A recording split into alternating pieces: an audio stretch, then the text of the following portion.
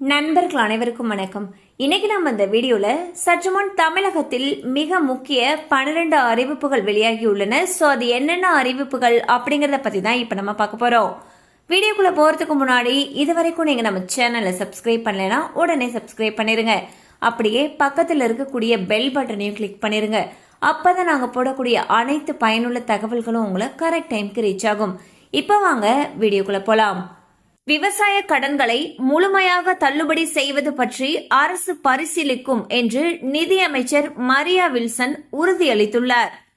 தொழில்நுட்ப கோளாறால் CUET நுழைவுத் தேர்வை சரியாக எழுத முடியாமல் போன தேர்வர்களுக்கு மறு வாய்ப்பு அளிக்கப்பட்டுள்ளது.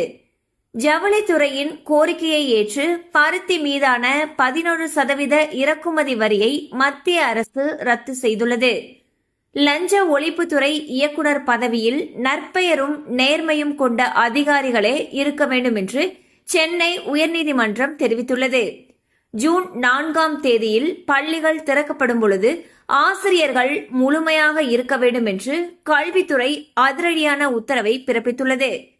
இப்போதுதான் அரசியலை கற்றுக்கொண்டிருக்கிறோம், எனவே தங்களுக்கு கொஞ்சம் அவகாசம் கொடுங்கள் என்று அமைச்சர் திரு ரமேஷ் அவர்கள் கோரிக்கை விடுத்துள்ளார்.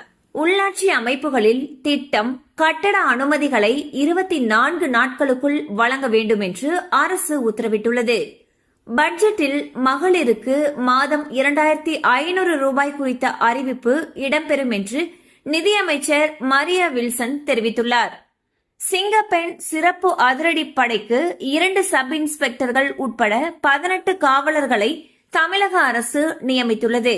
முதலமைச்சராக பதவியேற்ற விஜய் அவர்கள் முதல் நாள் கையெழுத்திட்ட கோப்புகளில் சிங்கப்பெண் அதிரடி திட்டமும் ஒன்று. தமிழக வெற்றி கழகம் தூய்மையான ஆட்சியை கொண்டு வர விரும்புகிறது என்று கோவை விமான நிலையத்தில் செய்தியாளர்களை சந்தித்த அமைச்சர் திரு செங்கோட்டையன் அவர்கள் கூறினார்.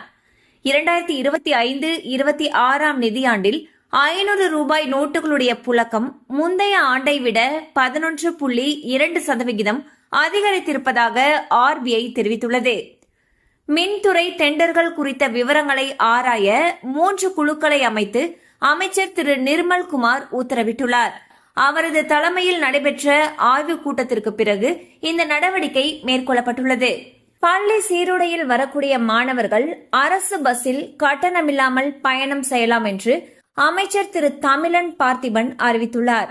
ரேஷன் கடைகளில் மக்கள் வேண்டாம் என்று கூறினாலும் டீ தூள், சோப்பு உள்ளிட்ட பொருட்களை வாங்குமாறு ரேஷன் கடை ஊழியர்கள் வற்புறுத்துவதாக புகார் எழுந்தது.